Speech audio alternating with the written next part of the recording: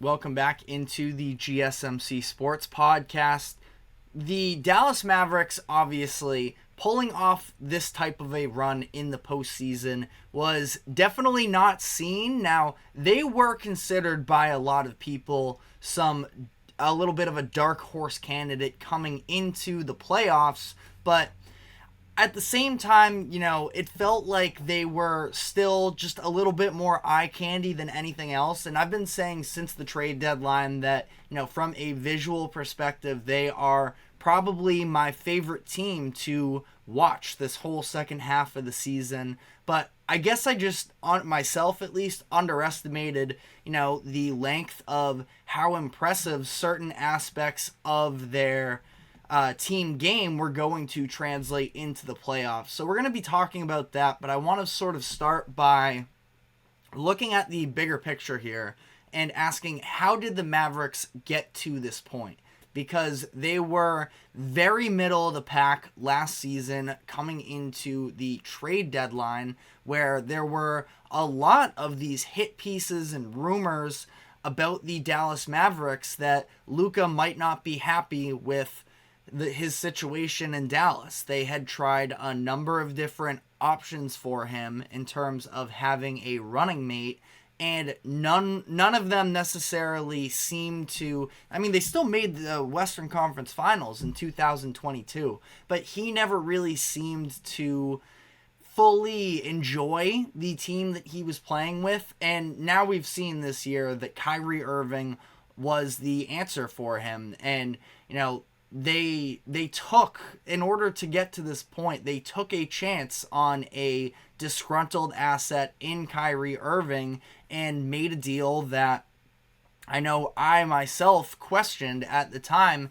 because my thought was, well, is there a chance they make the finals as currently constructed? They gave up all of their wings as well in that deal.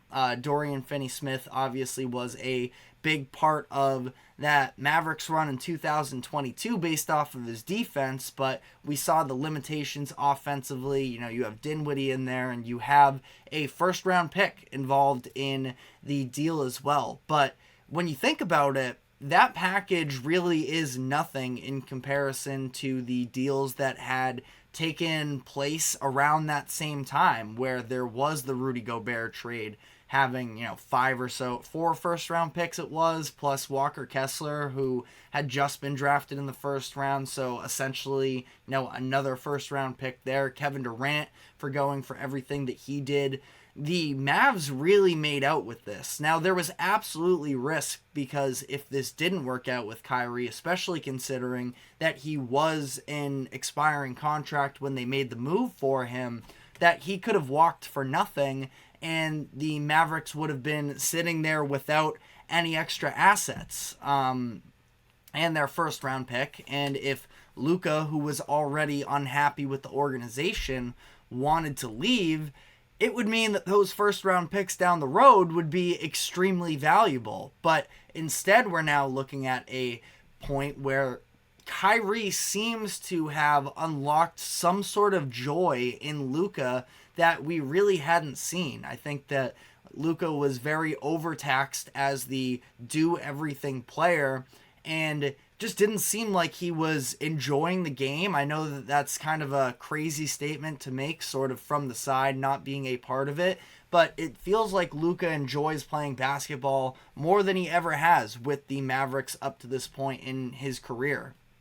And Kyrie, giving the types of performances that he has also just made the basketball fit of it look so much better. And that's why when you look to crunch time after the deadline last year, and it was pretty ugly between Luka and Kyrie, I thought that it was in part due to the fact that they were almost over-deferring to one another, that neither one of them wanted to call it step on each other's toes, and they wanted to have this sort of even offense. And now it seems like they are at a point where they're extremely comfortable letting each other take turns, but also being very willing to attack themselves. And also the fact that, like I alluded to earlier in the show, Kyrie, that is, does seem to be so much more at peace with the idea of being the second best player on a good team. And I think that took a little bit of humbling as he bounced around a couple different organizations and it didn't work out for him in terms of postseason success. And now they're back to winning.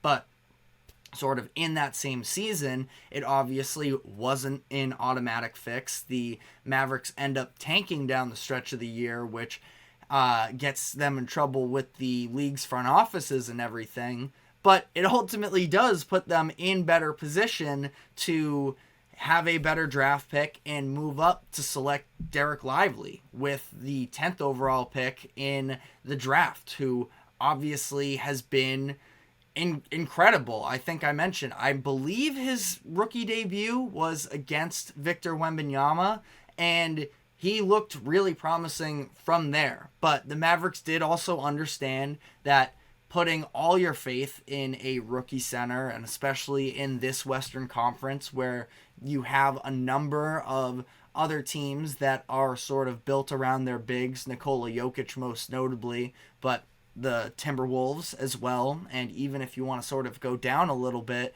in terms of tiers, the Lakers are built around Anthony Davis and LeBron James, so they were going to need some extra size, and that is what the Mavericks did at the deadline, where they went out and traded for Daniel Gafford and PJ Washington. And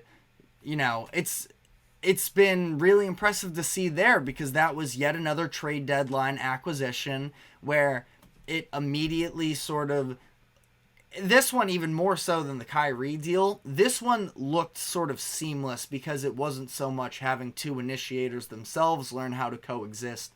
They were just bringing in the perfect role players to insert into the equation, and we've seen the way that Gafford and Washington, who were both sort of in these positions with bad teams, that their specialties weren't going to be maximized in their environments. They become these massive impact players. And you sort of look at, again, the costs of what it took for these players. Gafford was Richaun Holmes, who wasn't in the rotation, and a 2024 first-round pick. I believe that has since turned into the 26th pick.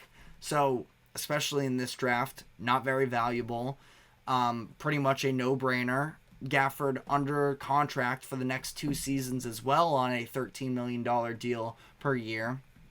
And PJ Washington cost them a 2027 first-round pick, Grant Williams, and Seth Curry. Now, it's worth noting that in order to get Grant Williams, the Mavericks had to pull off a sign-and trade that gave the San Antonio Spurs, because it was a three-team deal, gave the Spurs control over their first-round pick in 2030. So another example of, if this were to implode and Luka were to leave the Mavericks, they'd be in a really tough position. But instead now they are in the finals, and both of these players have been huge for them. I didn't even mention the fact that they basically picked Derrick Jones Jr. up off of the street where he was a free agent, and they signed him to a 1-year deal worth just $2.7 million in a prove-it deal. He has averaged just under 10 points per game in the postseason so far on 40% shooting from three, and he's played excellent defense for them.